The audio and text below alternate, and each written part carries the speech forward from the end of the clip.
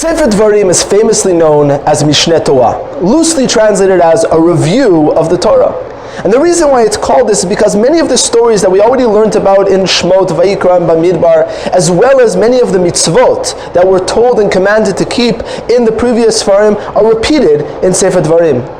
But what's important to notice is when you see repetitions is not the similarities, but rather the differences between the way that the stories are told and the way that the mitzvot are being commanded in Dvarim as opposed to the way that they were commanded in the previous Parshiot, in the previous Sfarim. Now, I'm going to focus on two of those mitzvot in this week's Parsha. In this week's Parsha, many of the mitzvot we've already seen before. The holidays are mentioned in this week's Parsha, as well as Shemitah, as well as Trumot and Ma'asrot, the presents that we're supposed to give to the Kohanim, tithes. And if you take a closer look at them, they're very, very different than the way that they're mentioned in Sefer Vayikra. The holidays in Sefer Vayikra focus as the holidays as being a time for us to connect to Hashem. Mikrei Kodesh, Mo'adei Hashem, the holidays, the times where we can meet with God and build a connection with Him. As well as Shemitah, the seventh year, the sabbatical year, is called Shabbat LaHashem. It's a year of focusing on Hashem. It's a year we elevate the land to a point where everything is equal because we are in union with God. That is the way the Shemitah, the seventh year, as well as the holidays are portrayed in the book of Vayikra. In the book of Devarim, though, that's not the focus. In the book of Devarim, the focus of the seventh year is not Shabbat LaHashem. God is still there, however, the focus becomes how we treat others, how we treat the less fortunate, the poor, the widows, the orphans, the Levi, who was a tribe who did not have what they needed because they were there to serve God. And that is the focus of the seventh year.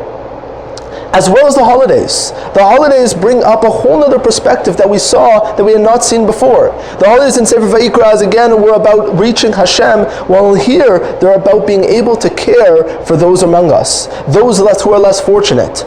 There's even a special halakha that we learn from this week's Parsha, which is that even though we have to be happy on the holidays, there's a big mitzvah to be happy on the holidays, samachta b'chagecha, that happiness is not true happiness unless we share it with others, unless we share it with those who don't have what we have.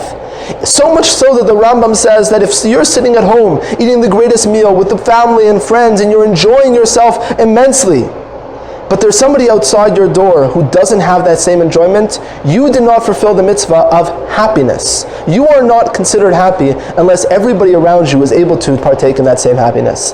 That's a perspective where our connection with Hashem, our religious life, has to be coupled with an understanding and appreciation for those around us, an appreciation for those who have less than us, and an awareness that we have to change that. And that is what Sefer Dvarim focuses on when it speaks about the holidays and the sabbatical year and the Shemitah year. And the reason for that, I believe, is that Vayikra is a book of ideals. It's a beautiful book of spiritual, grand ideals, of connecting with Hashem, of creating a world where Hashem rests in this world. Sefer Bamidbar is about taking that world and even in a certain sense failing from it, as we made many, many mistakes in the Midbar. Now the new generation has to figure out how to climb back up. How can we reach that grand ideal? How can we talk about big ideas like connecting to Hashem and being close to God?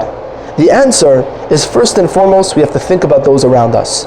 The vehicle in which we use in order to become holy people is not only by talking about holiness as an abstract idea, it's about acting holy to those who are among us, acting holy to creating a society where if I'm happy, it's only when others are happy. When I'm doing well, it's only when those around me are doing well. And if I want to connect to Hashem, if I want to be a people of God, if I want to be part of a people with God, it first and foremost has to come from turning myself into somebody who cares about those who are around me.